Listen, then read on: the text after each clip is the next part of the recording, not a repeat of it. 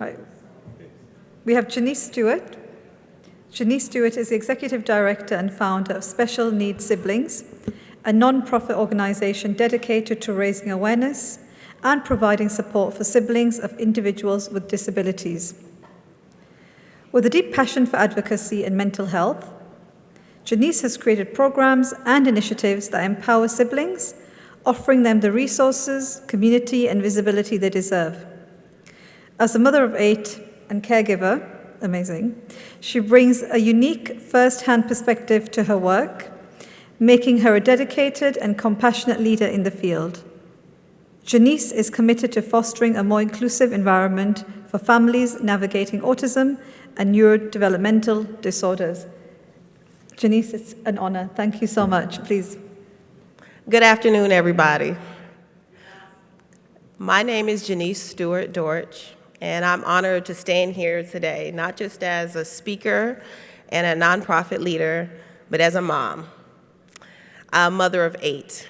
Yes, 8 beautiful, wild, noisy, loving kids, each with their own story, their own personality, and their own place in my heart. Some of them are actually here today, right in the back. Today I want to talk about something that isn't discussed enough, something that shifted the way that I parent, the way that I advocate, and the way that I lead: the siblings. Let me start by sharing why. I'm the founder of Special Needs Siblings, an organization born out of personal experience. I'm also a full-time caregiver to my 20-year-old son. He's nonverbal. His name is Christian, and he lives with both autism and epilepsy. But more than that, I'm a mother, one who thought she was doing everything right, figuring out one child's needs, only to realize I had unintentionally overlooked the quiet struggles of the others. We were at my son Caleb's basketball game. He's the second oldest, or the third oldest, and Christian had a seizure during the game. And like clockwork, I jumped into caregiver mode. I got up, I rushed, and I handled it. And afterwards, Caleb ran up to me excited. "Mom, did you see my shot? It was a game winner." And I had to look at him and say, "No, baby, I missed it." And he smiled a little bit, and he said, "It's okay. I know he needs you." And that broke me. Not because of what he said, but because of what he didn't say. See, siblings of neurodiverse children often carry invisible burdens. They become the emotional glue. They're quiet supporters. They're mini adults, and they feel forgotten, but not out of neglect, out of necessity. There's a term that's often used, glass children, used to describe siblings of disabled kids, not because they're fragile, but because people tend to look right through them. The data supports what my heart already knew. 60% experience anxiety or depression. 80% expect to become a primary caregiver one day. About half feel like they receive less attention from their parents, and they're twice as likely to struggle academically. I've seen it firsthand in my own home. My 16-year-old daughter, she's incredibly mature. She helps with the younger sibs. She checks in on her brother. She's extremely protective, and she carries more emotional weight than most adults. My 9-year-old twins, they're actually here in the back. They adjust to routines. They begin understanding seizures and stimming at an age where most kids are just learning to tie their shoes. There's also an emotional strain, the feeling of being second. There's responsibility, helping out with care, household duties. There's confusion. Is it okay to feel jealous? Is it okay to want more attention? Many of our siblings are silently juggling. They're juggling isolation. No one quite gets their life. Not at home, not at school. It's not something their peers are dealing with. Guilt for resenting their situation. Pressure to be the good kid, to be the helper, to never ask for too much.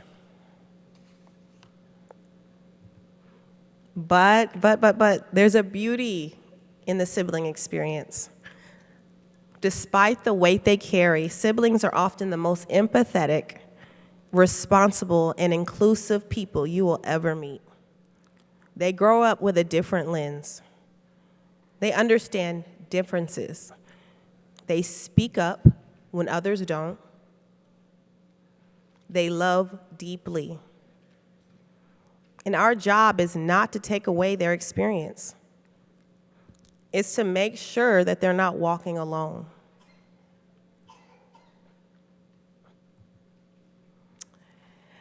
Don't just take it from me. I want the siblings to tell you themselves. There's a video that I'm going to share. It's from a powerful BIPOC sibling panel that our organization hosted in collaboration with the Sibling Support Project and the Sibling Leadership Network. You'll hear siblings sharing heartfelt advice to parents. Their words are raw, they're wise, and they're exactly what we need to hear. In your opinion,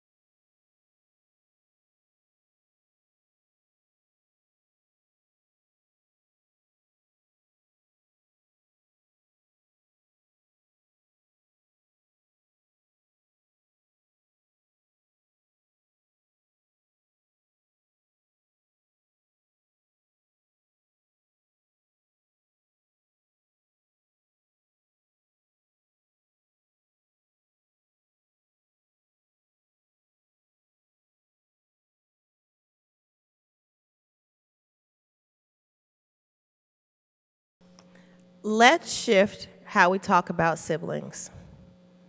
They're not just bystanders or tag-alongs, they're advocates. They are future caregivers. They are essential to the emotional well-being of the family. And I want to ask every professional in this room, when you're building programs, are siblings in the room? When you're designing care plans, is there a space for their voice? Because whether you prepare them or not, many will become the next caregiver. Let's make sure that they're supported, trained, and emotionally ready. Visibility matters. Recognition matters. When siblings are seen, their mental health improves. Their family bond is strengthened. Their potential as leaders and as advocates grow. So how do we shift this?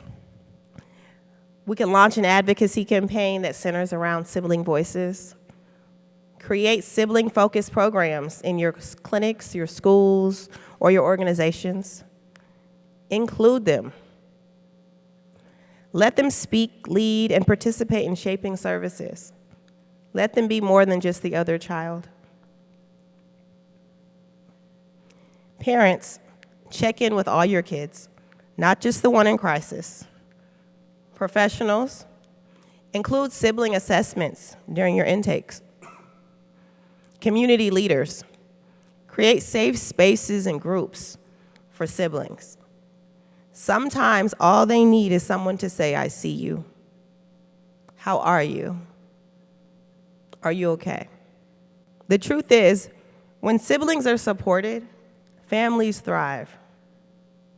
Their emotional load lightens, their connections grow, and the care structure becomes sustainable, not just for today, but for the long run. So, supporting siblings is not a luxury, it's a necessity. So I challenge you, let's advocate for them, let's involve them, let's build for them. Because when we care for the caregivers, even the little ones, we create stronger, healthier, more resilient families. If you want to learn more, if this message resonates, if you want to build programs or collaborate, please connect with me. Together we can make the invisible visible. Thank you.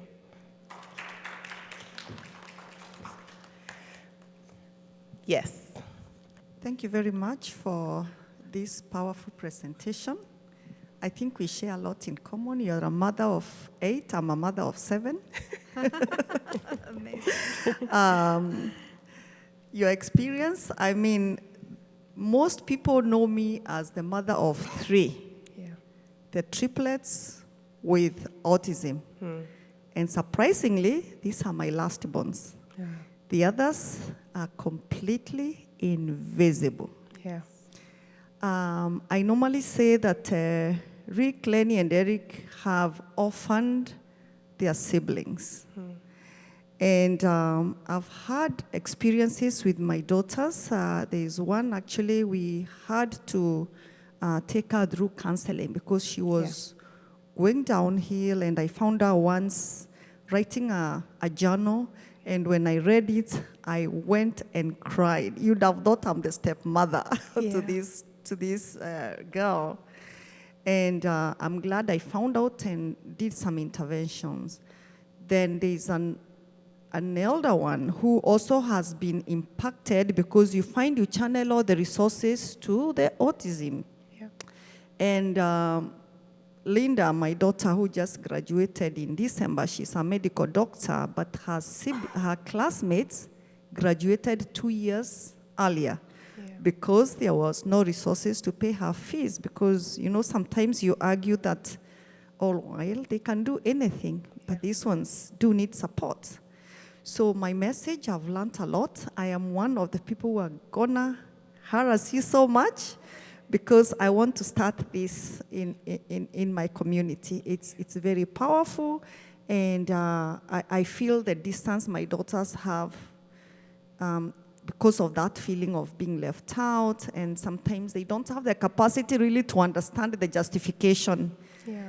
And I cannot take full responsibility as the mother. I mean, when crises come, then you prioritize. Yeah. So finding that balance is tricky, but I think today you have created that intention. You have to be intent in handling this situation. So thank you very much. You're welcome. Thank you. I thought I was brave. I had 4. I have 4 boys, and I wanted a girl desperately, so we kept trying, and we had 4 boys. And my youngest is 18 months, and now I've given up, and I accept my fate. And I'm praying that my boys bring me girls. Yeah. But honestly, everything you said today resonated, because my eldest is 15. He's on the autism spectrum. His siblings, 13 and 9, and even the 18-month-old. Literally, even the 18-month-old can sense and feel. They have a lot of responsibilities, which I'm not going to say is a bad thing, but it does impact somewhat the mental health. And they ignored. So I've been working, I create programs as well for neurodivergent individuals, educators, corporates, and I have been working on a program for siblings, because I see siblings are really being ignored. I would love to reach out to you. That'd be great. I think you've done such wonderful work, and our community needs this, and schools, across the board need to hear this. Programs need to be built into schools, they need to be delivered into schools, because this is needed across the board. I agree. What did you say? The glass children, they are literally the glass children. And we can't have that anymore. No, we can't. Because they are future, and they are caretakers, and they have empathy. You know, what you've mentioned, they're very empathetic individuals. They're powerful, and they're resilient. They are so resilient. So thank you. I mean, I really don't have a question, but I just wanted to say thank you so much for bringing this topic out that is not often discussed. So thank you. Thank you. I appreciate it.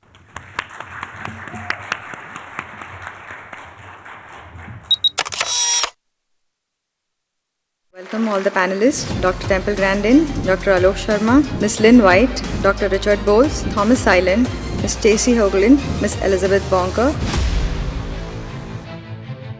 I've been to all the tech companies, Microsoft, been there, Google, a lot of the other, Apple, and there's all kinds of autistic people there. 35% of autistics cannot use speech for communication. I learned to type at age 5. I stopped talking for 6 months, but I was also absorbing information like a sponge. I'm a geneticist, so that's what I focus on. It can teach you what things that can help to mitigate the problem. One of the things right now that's a big push right now is how hyperbaric medicine can affect autism, or positively, right? And hyperbaric oxygen therapy is one of the best anti-inflammatories. We are treating younger children at about 3 with stem cell therapy. Within 6 months, they are going off the spectrum. Every person that I ever met with autism, they all want to be a valuable member of society, to have a quality of life that every human wants to have. This is going to be a very unique panel discussion. I mean, we've got such distinguished people here coming from different backgrounds, different specialities, different age groups, different everything. This is an open discussion. It's open questions for all of you. But I'd like to kickstart the discussion by asking Temple, the autism that was there in your age group, or that Bill Gates describes, and the autism that you see now, could you share with us, what do you think, what is the difference? Well, I had definite speech delay, absolutely definite. Some of the things that have been discussed that might be possible causes didn't exist. I'm 77 years old, and then I'm thinking back to when I was a child and when I was young, people that would have been called Asperger's, where there's no speech delay. A lot of these grandparents that come up to me and talk to me, they're old enough that some of those other things wouldn't have caused it. And what I got to thinking about all of this, like there was some very severe stuff discussed, there's a lot of people where they're just slightly geeky. I think they've always been here. So is autism increased detection or something else? I think it's both. And I think on this real mild end, some of the people I worked with in these shops, they wouldn't have had speech delay, but they would have been taking shop classes. And I think all the screen time has made a lot of stuff worse. But then you get into remains nonverbal. That's very severe. Regression at age 13. Then you have the kids that regress at age 3. Some of those kids, how are those different? That needs to all be looked at really carefully. It was interesting in the genetics talk, it said genetics, but then in some trigger. But there were plenty of people from my generation that would have been the Asperger type, where there's, and I know that's not used anymore, no speech delay. My father was probably one of them. He also had allergies, and then we both have eczema and skin rashes. I have Meniere's disease that I managed to get into remission. That's autoimmune. I think we need to separate out the, might say, the Asperger type from much more severe, where there's a lot of other things wrong with them. And now I do know in my generation there's always been kids that were just labeled mentally retarded. Yeah, now those have always been around too. But I think we need to be looking into all of these things. And I'm recommending let's limit the screen time. I was very happy to see a little 3-year-old glued to the window of the plane last night. We were coming in when it was dark and all the lights were on. Not glued to a phone. A lot less screen time, a lot going back to some 1950s, just teaching some basic social skills. And then the ones that are slightly geeky are going to do a lot better. Because these grandparents I talked to all had jobs, decent jobs. They managed to keep them. But where it helped was with relationships, getting a diagnosis. And it probably would have helped my father. I'm almost positive he was on the spectrum. No speech delay. That's maybe a very different thing than some of this much more severe stuff. And the first thing I want to do is take the data and divide it and start doing some categories, like a multivariate analysis on the data to see how it breaks out into categories. And there's all the discussion about Kennedy. Well, we both might be right. You see, on one part of the spectrum, I think it may be just increased detection, but some of this more severe stuff, some of these other factors may be involved. If I may.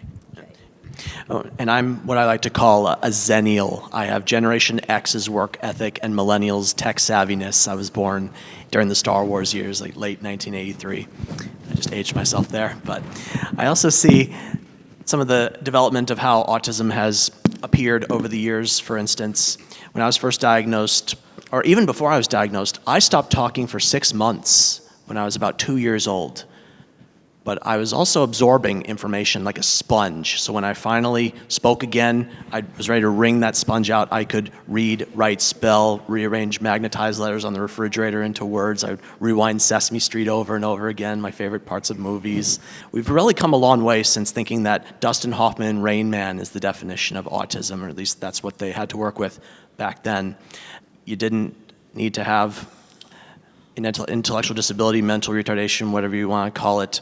In the mid-90s, that was when diagnostic criteria changed, and I was officially diagnosed then with mild autism. Yes, the term Asperger's syndrome was thrown out there, but my formal diagnosis was mild autism. Back in the 80s, you had to have speech delay to be autistic. 6 months of non-speaking, that was considered a speech delay. So I fit the bill, more or less officially, but it was also really an eye-opener. So that explains why I rewind videos, why I do what I do. So having knowledge of that diagnosis, understanding how it came to be, and what I'm going to do about it. This is the hand I've been dealt. I don't want to change in the sense that if you were to say there's a cure for autism, you want it? I'm saying no, because I am who I am, and I wouldn't be who I am without autism. And like I said, belief in yourself. In your own time and space. Well, so this is an open discussion. Anybody can jump in. So, Taita, do you want to talk about some of your work? Sure, I'm happy to. So just to give you a quick overview, as you kind of probably heard from me, I'm a pediatrician. I have cerebral palsy, was born in 28-weeker, 18 surgeries later. Here I sit by the grace of God as a pediatrician and a hyperbaric medicine physician. But one of the things that I do, I run a facility all across the United States and abroad doing hyperbaric medicine for special needs individuals, for both children and adults. I've treated all indications for hyperbaric oxygen therapy, the 17 that are approved in the US, and over 65 internationally. One of the things right now that's a big push right now is how hyperbaric medicine can affect autism, or positively, right? And hyperbaric oxygen therapy is one of the best anti-inflammatories out there available, better than prednisones, better than anything else like that. The big key, before I go into a little bit more, I'll take 2 minutes, it's important to note that correct type of hyperbaric chamber is necessary, right? As the president of the American College of Hyperbaric Medicine and a key opinion leader in that space, it's making sure that we don't have a lot of these soft shells and the misunderstanding of how to use hyperbaric medicine safely and effectively. But the bottom line is it does work because you're mobilizing stem cells through nitric oxide pathways, and you're able to see when you use hyperbaric oxygen therapy, it addresses... So you're saying the soft shells don't work? I'm saying that a lot of them aren't as effective. Yes, ma'am. I think that there's a safety effort there. They're not covered by the FDA. People don't have the right training. They work in terms of some depth, but I think that there's a larger breadth there that has to be, make sure you're doing it effectively and correctly, right? So we see this a lot. But you'll see a lot of anti-inflammatory processes and stem cell mobilization where you have actually an 8 to 12 times increase of your stem cells, and that's why these kids are improving. And when you combine them with some of Dr. Alok and other stem cell programs, you can see dramatic improvements. And so we're seeing the same kind of testimonies that you are showing in your presentation, Dr. Loke, new speech, ability to pick up new language. It's incredible results. Is your work published? Do you have scientific papers showing the results? There's well over 250 published papers, both in India and across the United States. There's actually, apart from that, there are over, just in autism, there's over 200 published papers in terms of showing the anti-inflammatory effects and how hyperbaric medicine can mitigate and improve autism and its effects. Richard, would you like to jump in? Genetics versus environment. It's not versus, it's always both. The genetics is who is at risk. I mean, let's face it, no one has perfect genetics, and no one has a perfect environment. But some children are being affected and other children are not, even though they're in the same, very similar environment. The difference is genetic risk. But even if you have the genetic risk, does not necessarily mean that you're going to get it. You have to have a permissive environment as well. So it's 1 plus 1. You have to have both of them. I think that a lot of people are focusing on environment, and that's great because that's something you can do something about, but not that many people focus on the genetics. I'm a geneticist, so that's what I focus on. Not that it's more important, but I think it's equally important. Knowing the genetic risk can teach you what things to avoid better. It can teach you what things that can help to mitigate the problem. Knowing the environmental risk can do the same thing. So I think they're equally important. Do you have any input? So much this entire week, right? We've heard so much about the new numbers and who's affected and who's not. And while, we definitely know that we have a greater number because physicians are better at diagnosing it, but they're getting better at diagnosing it because there's no more autism. So they're having more experience with it. I've been an educational advocate for 25 years. I have a son who's 30, who was really part of that initial bubble, if you will, where we saw significant growth. And I can certainly tell you, I work as an advocate in the 6th largest school district in this country. And the numbers of students who are in special education programs, not the kids we would have missed before, have grown so exponentially that the systems have not kept up with the numbers. And the children who are really getting what they need, whether it is through medical intervention, educational intervention, looking at housing and opportunities for employment, they're generally the kids whose parents remain the most active, because there are ways out there to be able to access the supports, but there's no silver platter.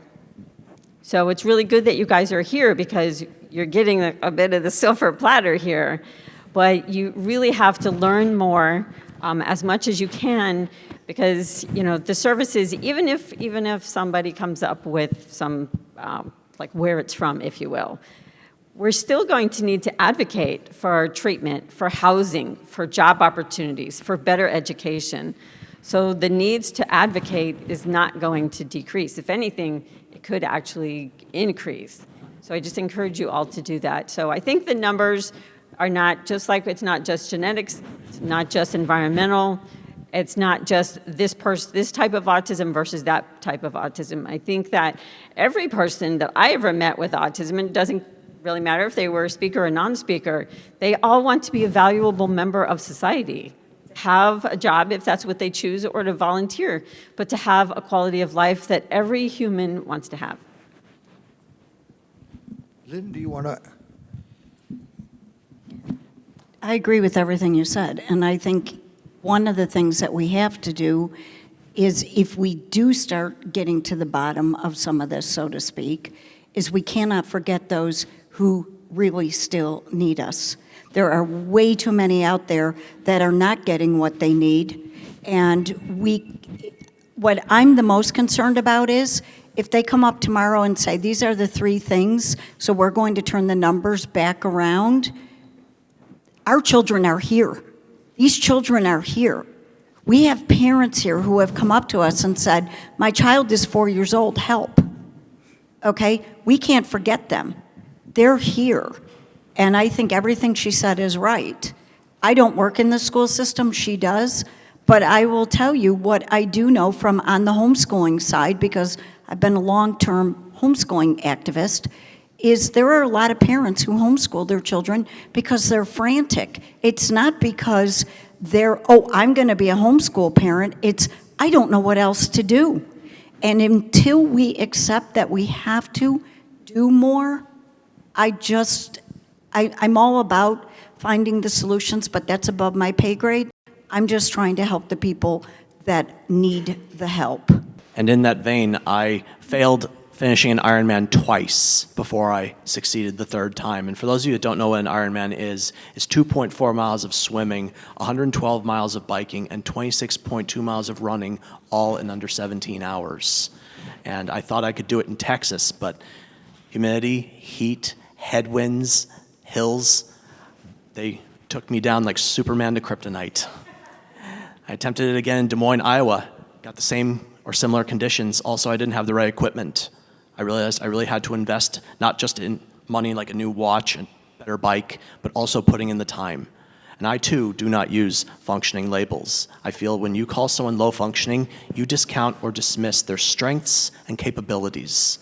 When you call someone high functioning, you discount or dismiss their needs or struggles. So in my book, functioning labels, whether you put them on yourself or you put them on others, that's the F word. Don't use it. Temple, I'm asking you. Yeah. Okay. Hypothetically, let's say RKF Jr. approached you to give advice on what the government needs to do. 1, to maybe reduce the incidence of autism, and 2nd, how to manage. What advice would you give the government? Well, I think we're going to have to go all local because basically we're running out of money. Okay. I've just looked at I went to several sources. I checked out our national budget. Over half of it supports seniors right now. Okay. Over half of our national budget. Research money in my field and labs have been closing in a 50-year trend line. Okay. And we're going to have to start doing a lot more local stuff. We need to tap into these retirees. With the early intervention that we're not getting. We're 2-year wait lists, totally terrible. And I was happy to find some people I talked to at lunch where they're doing some of this with retirees. Some of these people are 20 years younger than me, and they need to be working with these 3-year-olds. That's what we're going to need to do. Tap into retirees to teach an art class, teach a music class, teach a whole lot of different things. You know, I read an article the other day that cruises in golf are not all what they're cracked up to be. That was in one of the papers. We're going to have to get into the local sources. Also, over the years, I've changed my terminology. I have old publications that say high and low functioning. I can't change that. Okay. But my new publications, I'll call them nonverbal or non-speaking. Remain nonverbal, don't speak. Got rid of high and low functioning. Some of the older stuff, some of the activists got after me. Now, sometimes I think they can go overboard on all this jargon and things like this. Exactly, yeah. Because I just like to figure out really practical things. Okay, like the really nice lady right here, just tell them, I like to give you an example of the kind of problem solving that I like to do. And when she was alone, she feels really scared because she's helpless. And I said, well, let's find a way for you to call somebody on a phone. Well, it has to be auditory. So we're going to just teach Siri that is one person, is another person, and then you just call on a speakerphone. You don't have to buy expensive stuff. I think they could be done with existing equipment. That's a simple thing to do. Okay, different buttons on the wheelchair that won't work. Okay, well then we don't use that. There's so many simple things. I remember one time watching a wonderful video a guy presented. It showed a kid somewhere in Africa, got one of those Blade Runner legs, got a pair of them. And he was just so happy out there stomping in the mud puddles. And something like that makes a lot more sense than a fancy electronic leg that's going to just break. Okay. Yeah. It's also something they could probably make in local shops. You see, this is where a visual thinker sees solutions to problems. You see, the idea for that phone thing is a car phone. You say, now call so-and-so. Well, we just got to make those little abrupt sounds. Why am I picking out those sounds? Because I don't want it accidentally going off all the time. It has to be something that you do very deliberately that will make it call somebody. And I just think that stuff up. I mean, that's what visual thinkers do. I heard a solution to a problem. I also saw car phone in a car, too. The activists got all over some parent group that's called Profound Autism. And these are the people who need 24/7 care. You know where I've seen some of the best 24/7 care for really severe? Some faith-based groups. I've actually seen some very, very good programs. Benjamin's Hopes in Michigan, Brookwood in Texas. It's all private money. So some of the best programming I've seen for, I don't know what you want to call them, but these are the people that need 24/7 care. And they grow up into adults and the parents can't take care of them for the rest of their lives. You know, that's just examples of some things I've seen that really worked well. We need more of that kind of stuff. So we'll touch on an important but sensitive topic. Tom spoke about his impending getting married, and you have chosen to live life by yourself. Between the two of you to discuss, because very often people on the spectrum who are older, they approach doctor and say, should we get a child married? What would be your advice? Oh, there's been some very successful marriages. And the wife runs the business. No, seriously. There's been some very successful marriages. I know 2 computer programmers that got together. That's been very successful. They're both on the spectrum. And you know what they did for their engagement dinner? You got to go to a white table restaurant. You got to have candles because you got to set the stage for a super romantic discussion on computer data storage systems because they are the most interesting thing in the world. And 2 chemists got together. Oh, okay. Yep. There's been, some of these you intend to have nonverbal autistic kids. Yeah, there's a place for getting married. I had one parent come to me and said, my son's doing great. He got married, bought a house, going just great.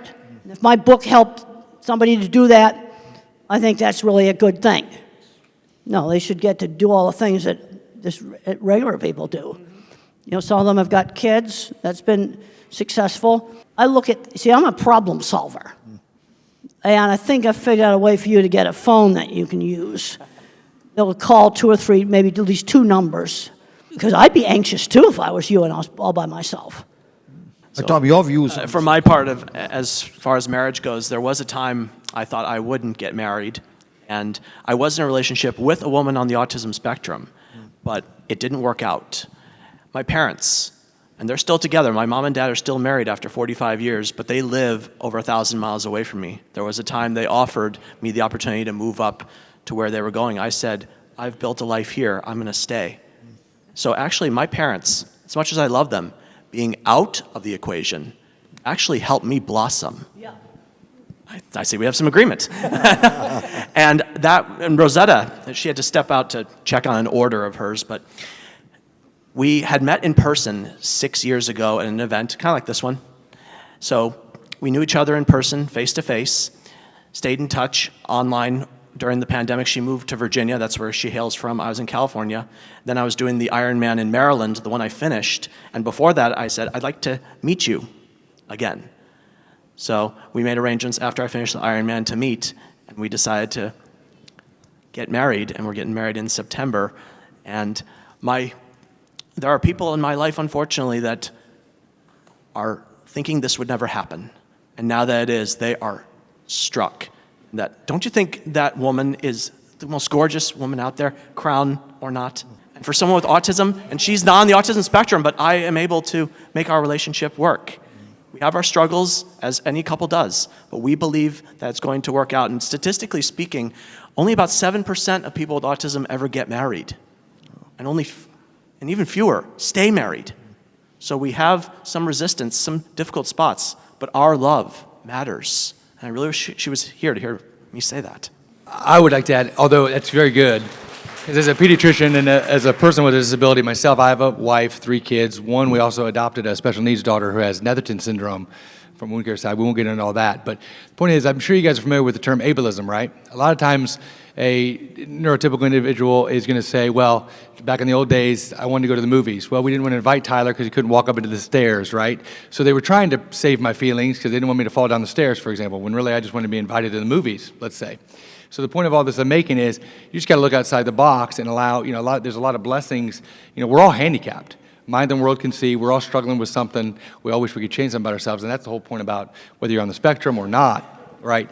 But I think it has very much, we have to combat ableism in this country. Going back to what I would say to RFK, if it was for me or for anybody else with a disability, is when we lose value in people, we start to fail. And I think that that's where the slip is, even though maybe some of his comments, in his mind, he was actually trying to help. I want to believe that, right? He was talking about the severe autism where they're never going to get married. I mean, I see these kids. So do you, Dr. Sharma. So do you, the occupational therapist. That's a real thing that we deal with, and these parents are looking for hope. So I don't want to say that by any means he's inherently evil, but it's a crass comment, and realizing and finding people's value and how they navigate the world. And people that are non-speaking, if they're in a job, know the difference between real work and stupid little busy work. And the other place where I've seen some really great programs is when the chairman or the president of a company has a child with a disability. I've forgotten the name of the man that did the warehouses at the Walgreens pharmacy, the distribution warehouses. He changed the computer so you didn't have to read. And the crews with the intellectual disabilities did better than the so-called regular people working in these warehouses. You see where the top does it. I went and I visited a plant in Mexico that actually had a very good program. There was a guy there that had, he said we had a boardroom meeting, and he said, well, I have Asperger's, and I now support my family. I support my sick grandmother. He was very proud of that. They put boxes together. Well, they had a marble stair in their corporate office. 3 people carried the wheelchair upstairs. It sort of was just the attitude of doing it in the middle of Mexico. Again, an owner of a company that has a child with a severe disability makes stuff like this happen. So about 35% of autistics cannot use speech for communication. These non-speakers can learn to type. I learned to type at age 5. It's never too late to teach a non-speaker to type. With typing, we can be educated and live productive lives. Please read to your children. They understand what you are saying. You are teaching them to read. There are now thousands of typers around the world, graduating from college. You need to work on these body issues. Thank you to all the doctors. You cannot learn if you feel terrible. Regulation issues affect so many of us. We are working on getting non-speakers out of fight or flight. Communication and regulation for all. You can do this, parents. We appreciate all you do for us, even if we can't say the words. Non-speakers suffer in silence. Please use Communication for All to teach them to type free of charge. We have stencil sets to give you so you can give your child a voice, and we have them over here for after the presentation. First come, first serve, we want to give them away. C4A Academy is our program of instructional videos. You can do it. We are all human beings who want to connect. We don't want to be left alone. Take us out to museums and for walks in nature. You can learn from parents who have walked the path and autistics who live the life. Non-speakers have a motor disorder, not a cognitive one. We want to have relationships of all kinds. We are just like you. Look beyond our differences. Please believe your children have gifts for the world. The world will be a better place when all non-speakers can communicate and share their gifts. There are more than 30 million non-speakers in the world and only a few thousand typers. Please join our mission to change this. Most non-speakers are diagnosed with intellectual disability, and we have a motor disorder. Don't believe the IQ tests. We need to learn to type to show you what we know. Giving an iPad with a picture exchange system is not enough. We need 26 letters to express ourselves and be educated. Please watch the Spellers movie on YouTube. It will show you how typing changes lives from hopeless to hopeful. Profound autism conflates non-speaking with intellectual disability wrongly. Non-speaking doesn't equal non-thinking. Teach them to type. We are all interdependent. I was extremely self-injurious and have great empathy. Please don't give up hope. The right doctor can help. A virus triggered PANS, an autoimmune reaction. It is serious and needs expert treatment. Parents, keep pushing the medical science. You are the expert on your child. Find doctors that believe autism is a treatable condition.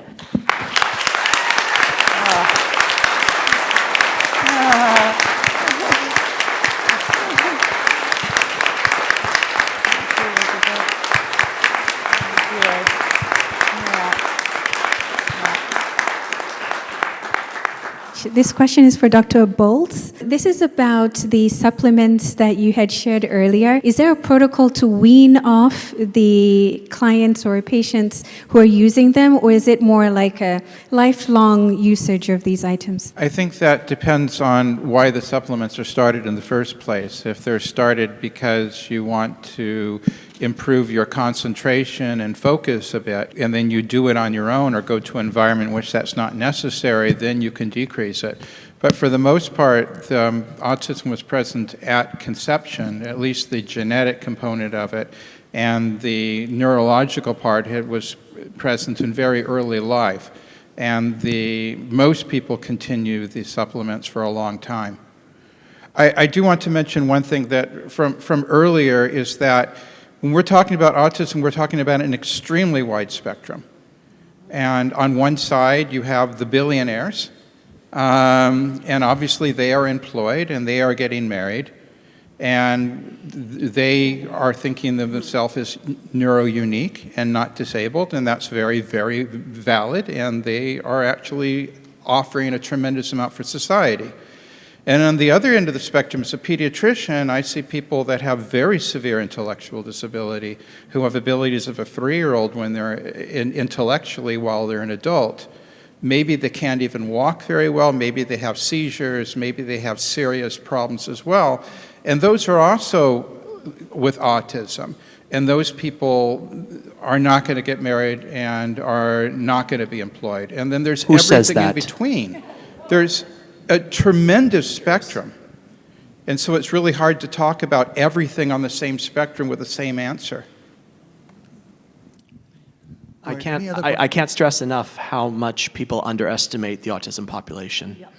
We are overlooked, we are undervalued, and unfortunately we believe what we are told, sometimes too much.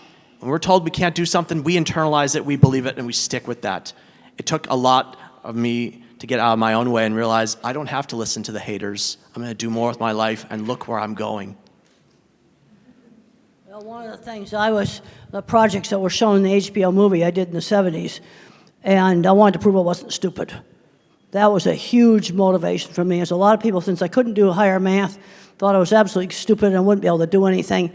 And then I discovered these other people out there that owned machine shops, couldn't do higher math either, and were on the autism spectrum, and they had really good businesses and 20 patents. That made my day when I discovered them.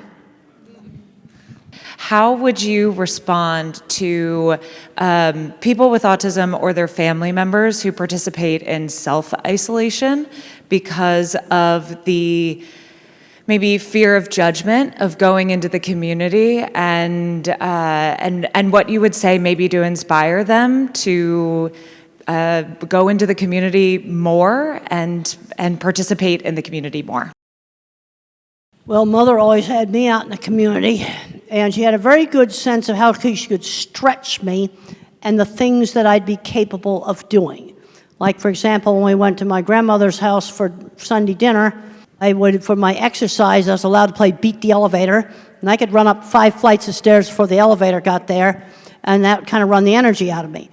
Another thing they did is I only had to sit at the family table for 20 minutes. Then I could ask to be excused, but if dessert wasn't served, I didn't get any. So if I wanted dessert, I had to stay.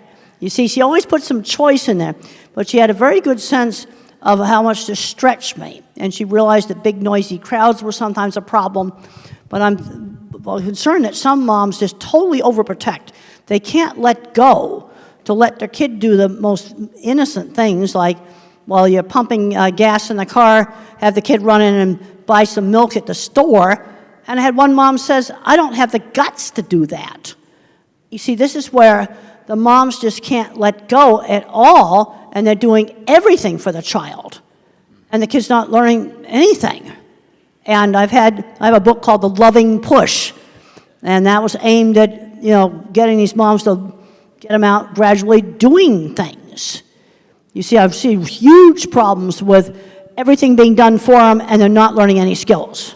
And we had a rule that it had to be on the list. So as soon as I knew how to write, I'd put things on the list, and I would help with grocery shopping. I'd go and get things on the list, put them in the basket. I was learning that at a very young age.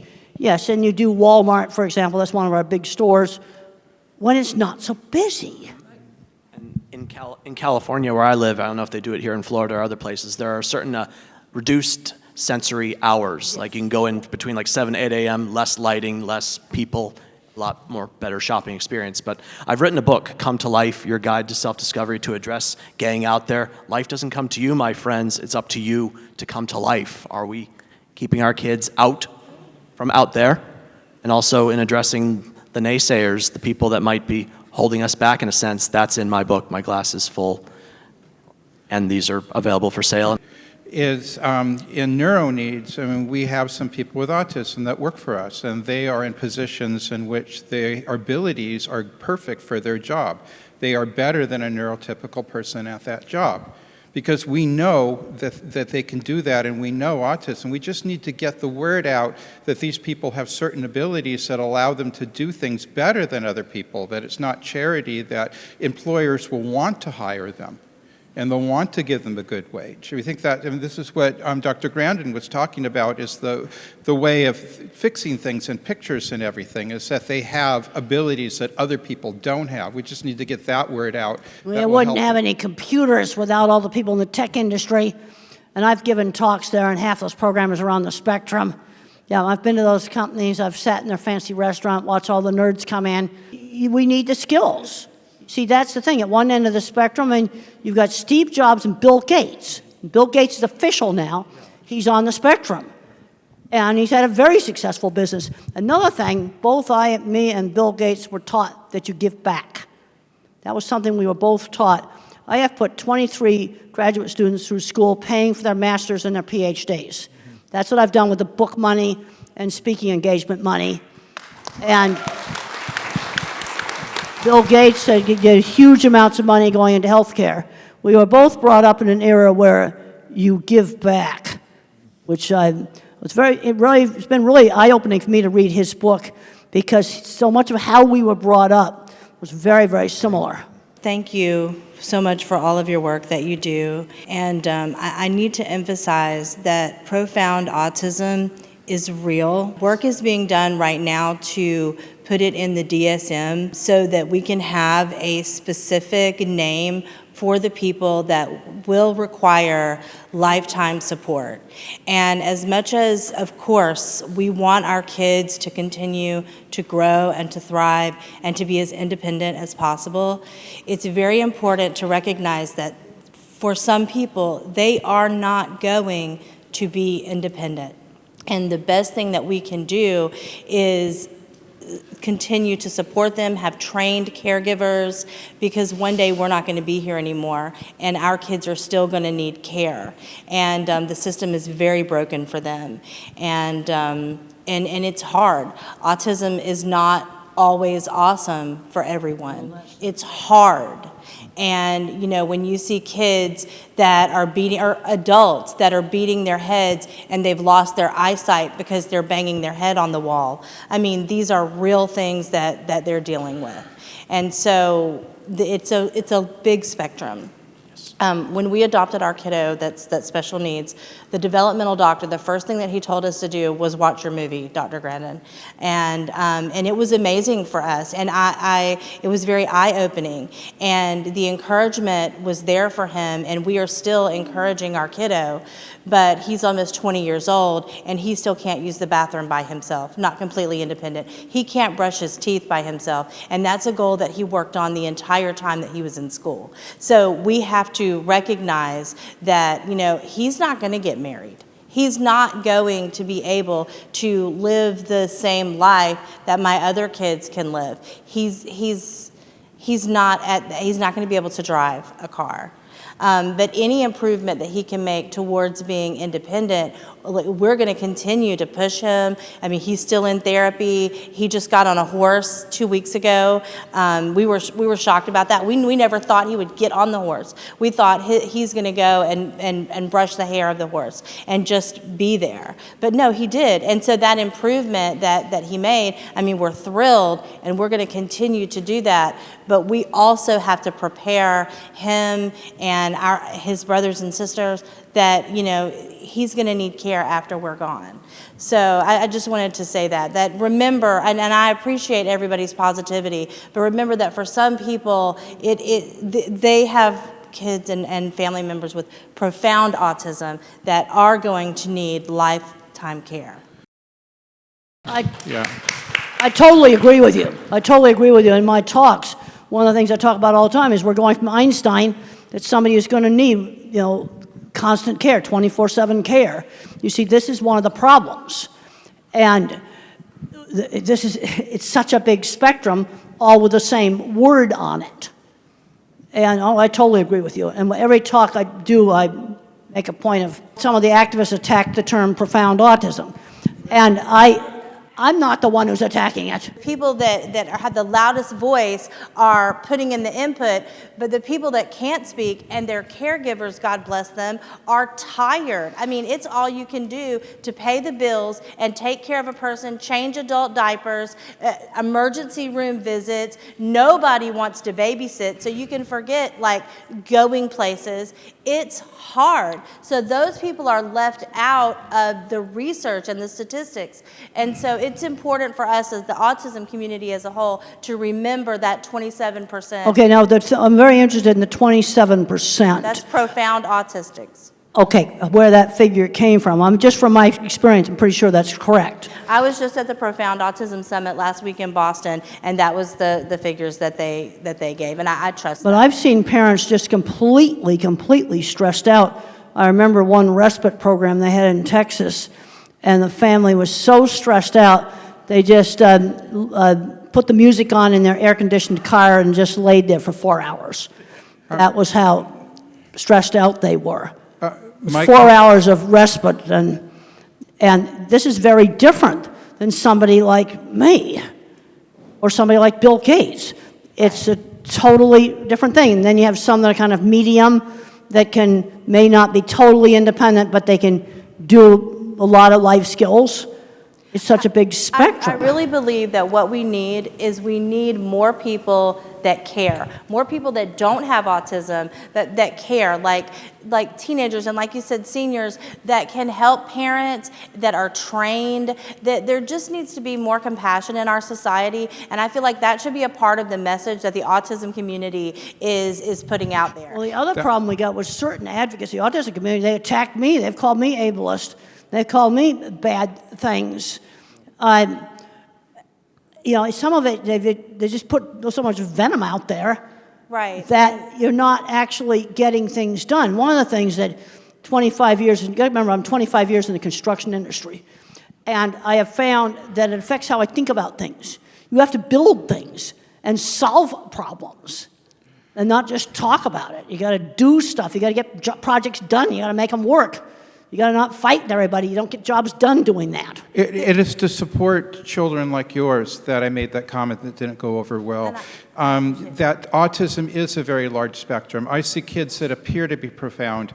Some of them become mild autism because of the right treatment. Sometimes we find the exact gene and they get much better. Some of them become moderate autism, but some of them stay profound, even if we find the gene. Some of them we can't help today in 2025, no matter what we do.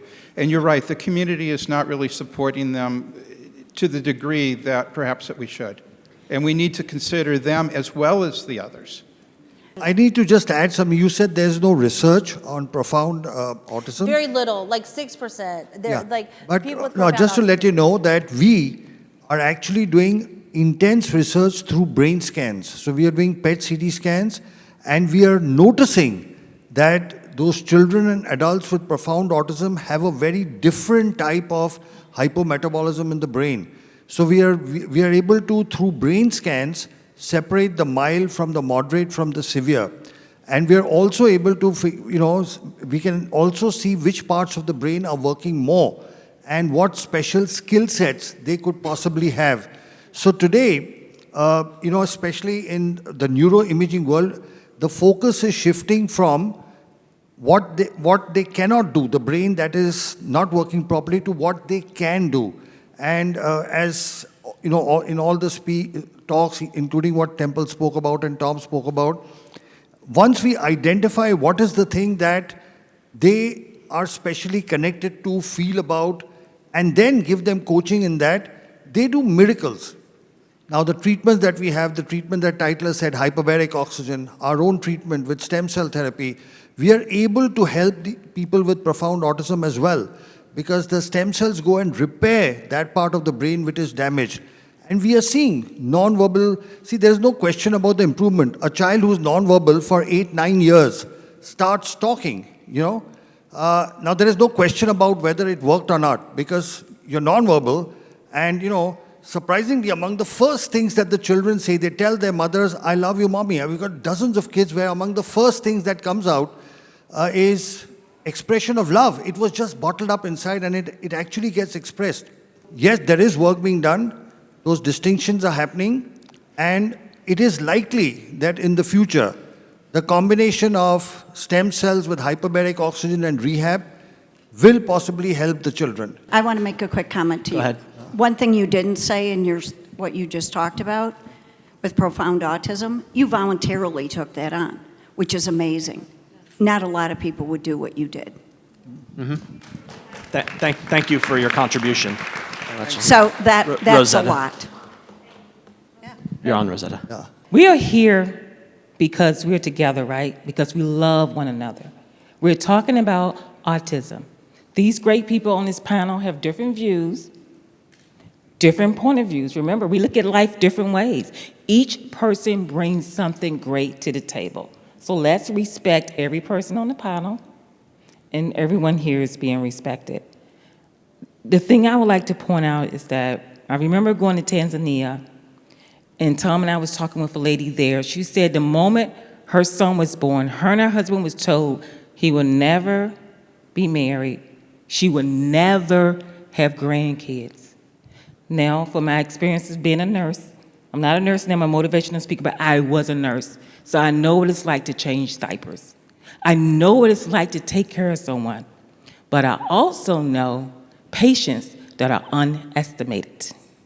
So it's very important, no matter what you're told about your child or your loved one, never set the bar so low that you keep it there, that you miss something great about your loved ones. I love you all. Thank you for your time. So 2 days ago, we went to our neurologist, and we were trying to understand, is there a way of defining physically in the brain autism? And she said no. She provided certain suggestions, and we felt so bad that we didn't tell her that 2 weeks before we have had stem cell treatment in India. So there's such a bad perception in the US, unfortunately. And one of the things that she said is there's no research. In our mind, it's like, Dr. Sharma has all the research in the world.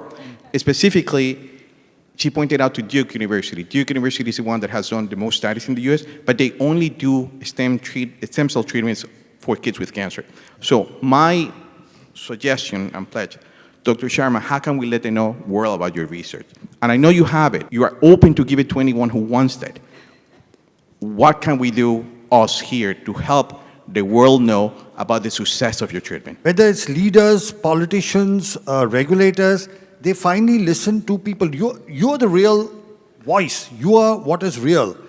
All of us, some of us, have professions, some of us have a conflict of interest, some of us have particular preferences or beliefs, but parents have one and only one thing in their mind, the well-being of their children. Is there anything else that you can even think of? Nothing. So your voice is the voice that will be heard. And when you speak it loud enough and repeat it enough, there will be a change. Change comes about when people like you speak out. Because, we believe our own clinical experience is showing us that when we are treating younger children at about 3 with stem cell therapy, within 6 months they are going off the spectrum. The older the child, the longer it takes. And it is my hope and dream that one day this becomes a standard of care. The moment it is diagnosed, especially kids who are profound, will need it. There are children who will not need it. There are a whole lot of children who are mild, who adapt and who get along with life very well. But not everyone. There will be what she's talking about, the profound kids who need help. There's something called a hole in the heart. Kids with Down syndrome have a hole in the heart. If you have a hole in the heart, you fix it. The cardiac surgeon will go and do something and fix it. So, if there is severe and profound damage, it needs to be fixed. And what we are seeing is that once you fix that, whether it's hyperbaric oxygen, whether it's micronutrients, whether it's the supplements that he was talking about, whether it's the stem cell I talk about, whether it's the rehab he talks about, in my lecture I said it all works together. So your voice is the voice that will be heard. Anybody else, any questions? I have one question. I'm watching with the gentleman behind me who is telling about that. Even my neurologist did not believe when we started the stem cell therapy for my son. But after 3 or 4 visits to India to the neurogen, the changes she saw in the kid, it's unbelievable. My son is the same patient for the last 6 to 7 years with the same neurologist, with the therapies and everything.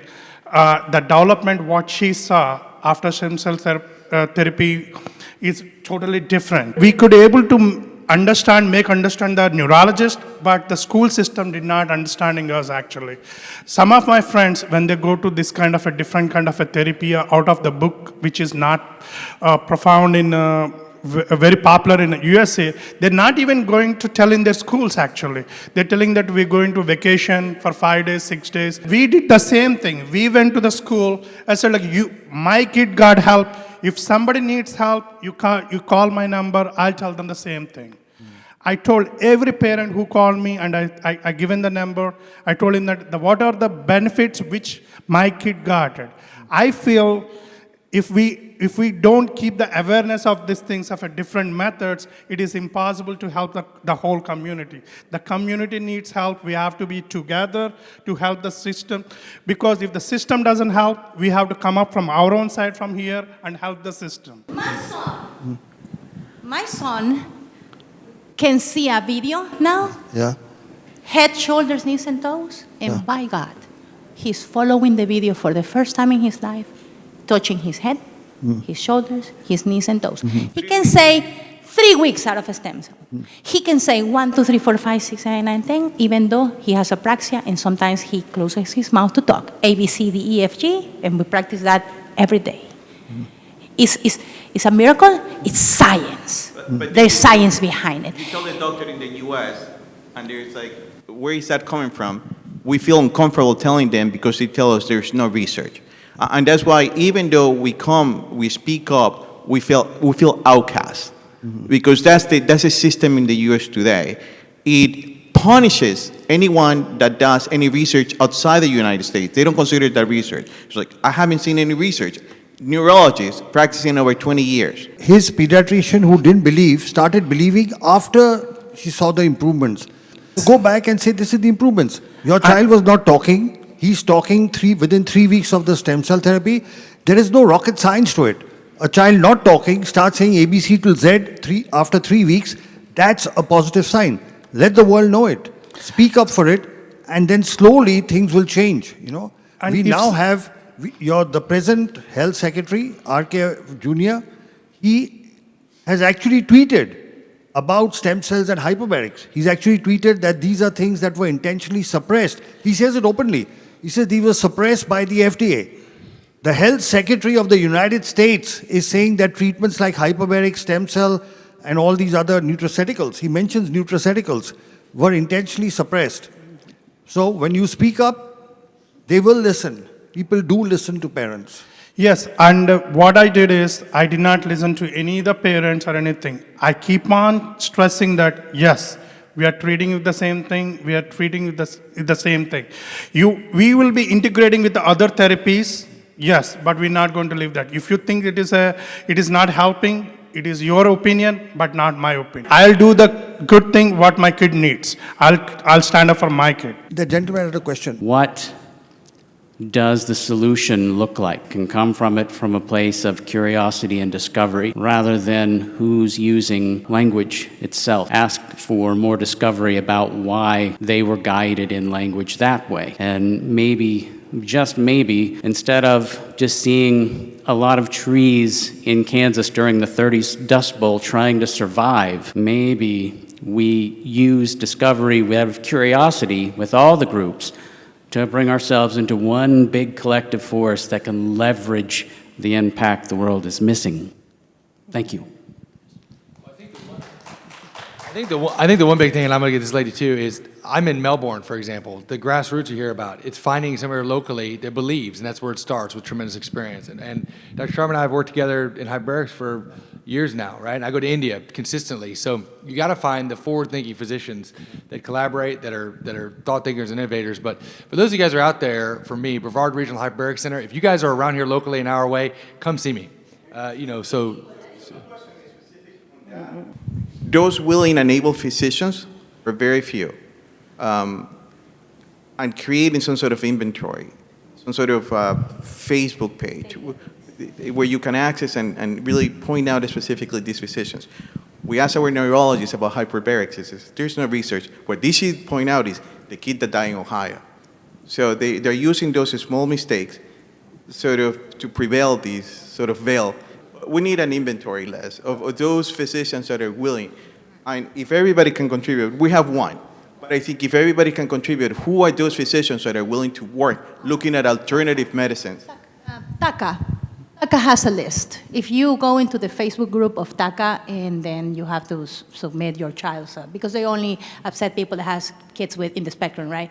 And they do have a file that is always updated with doctors in the United States that are like pandas, and you can find Rossignol and Dr. Fry's names there.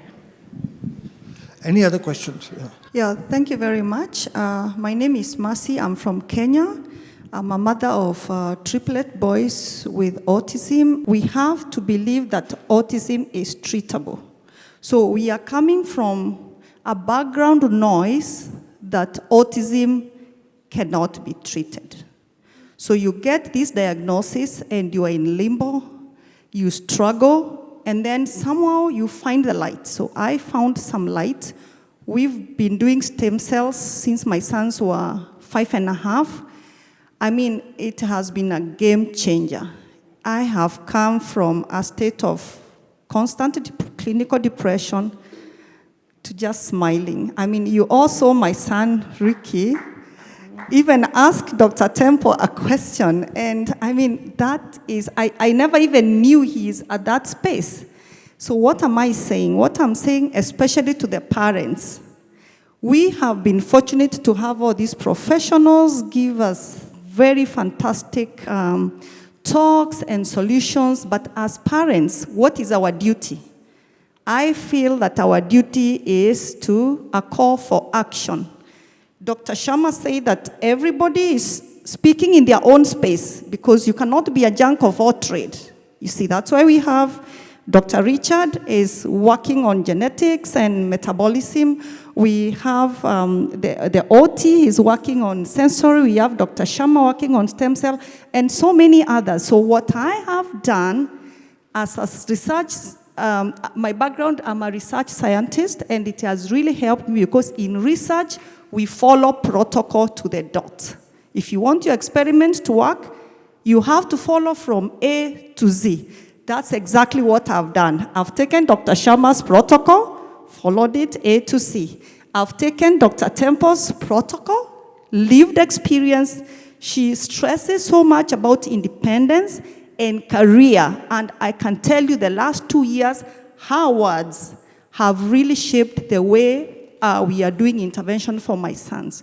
Right now, my 3 sons can all wash themselves, clean their butts, feed themselves, go to sleep, shower, they can mop the house, they can wash their clothes, brush, and now we are doing now outside independence. That's why you see like Ricky is roving all around from hall 1, A, B, C, and asking questions, even I'm not there.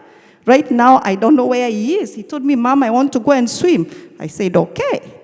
I didn't even know there is a gym in this facility, but last night, Olivia, what did he say? Mom, I'm going to the gym. I asked him, did you carry gym clothes? He said, yes, and he went. So what I'm saying is that let us take what is ours. Their work is research.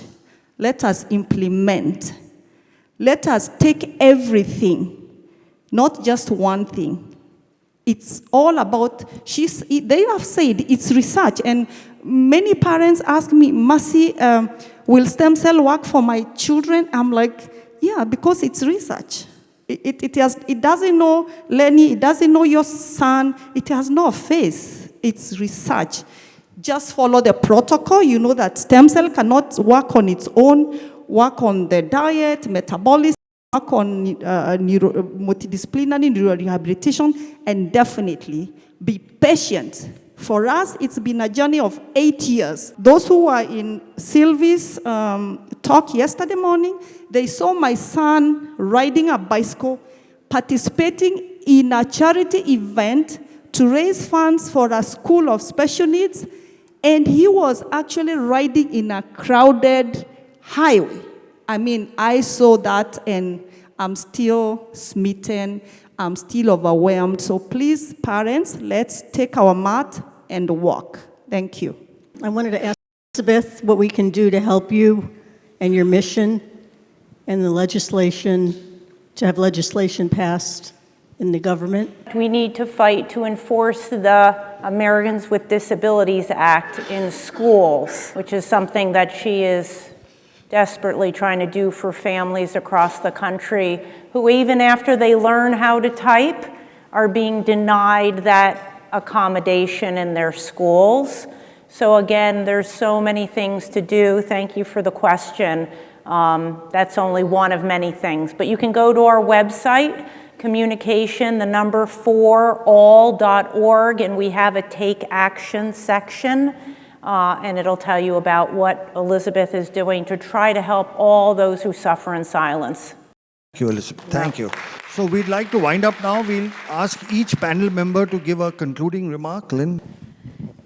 I just think that conversations like this are what are needed. We all look at it differently, and that's what makes it right.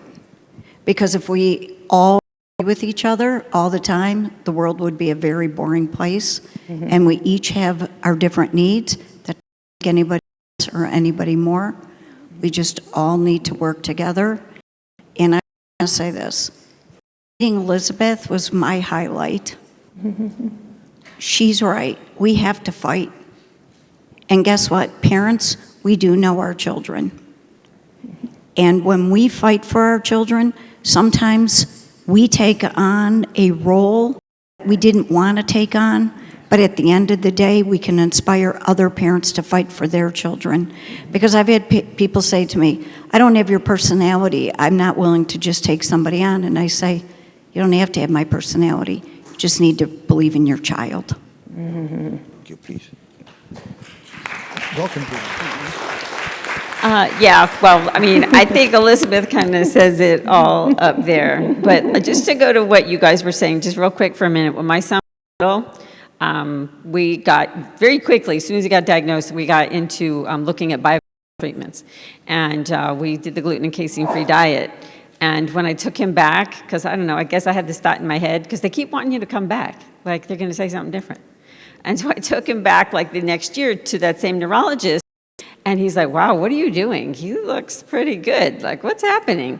And I was like, well, I have him on his diet. And he's making all this tremendous progress. The doctor said to me, the neurologist, it was a neurologist, a pediatric neurologist, he said, shooting darts in the dark. And I said, hand me the dart. And so, you know, you take people's as much information as you can. You talk to people who have, who are experts in the field, and then you make the best decision you can for your family. Some of us physicians, like myself, have been around for a while, and we've been treating autism successfully for 30 years, and you're right, the institutions still don't believe that it works. I'm trying to publish as much as I can. It's a drop in the bucket for what we need. A lot of people are doing the same. The parents need to fight. Hopefully we have an administration now that is listening. At least now they are. Maybe they'll make a difference. With autism increasing so incredibly rapidly, this is going to become a societal suicide mission if we don't immediately get off the tracks and do something about it now and take care of all the kids along the way. Thank you. No one tells your story better than you do. And too many of us are struggling to tell it. When you find your voice and use it, that's when your life transforms for the better and other people's lives transform for the better. So go out there and do what needs to be done. Some of us have more work to do than others. We have come a long way, but we have a very long way to go. And I'm not much of a gardener, but I think every one of us is like a flower, and we might bloom later in life, certain circumstances promote or stop our growth. Find the place where you can not only survive, but thrive. That's why I finished my first in Maryland. No heat, no humidity, no headwinds, no hills. I did it. You can find the place you can survive and thrive too. Go get it. Final thoughts? Well, yeah, working on more and more independence. I definitely believe in that. Unfortunately, I'm seeing too many young adults that have become recluses in their room. That's something I was never allowed to do. You know, they were always getting me out doing things, but there was always choices. For example, when I was afraid to go to my aunt's ranch, which involved getting on an airplane and flying from New York to Arizona, there was a choice, 1 week or all summer. Not going wasn't a choice. You give some choices. It's like I talked about the kid that wouldn't put the phone in the x-ray machine. He can leave the phone at home or put it in the dog dish or put it in his backpack. Those are the choices. It goes to the airport, it goes in the x-ray, period. But there's some choice as to how you do it. And I've worked with so many people professionally that I know are on the autism spectrum. I've been to all the tech companies. You know, Microsoft, been there, Google, a lot of the other, Apple, and there's all kinds of autistic people there. You see, this is the problem we've got. At one end of the spectrum, you've got that, and at the other end of the spectrum, you've got, I'm going to call them the 24/7. These are the people that need constant care, and some of them have varying amounts of problems. And I think it's this population you may be more likely to find that some of these treatments work. I'm on a gluten-free diet now for heartburn. That only started last year.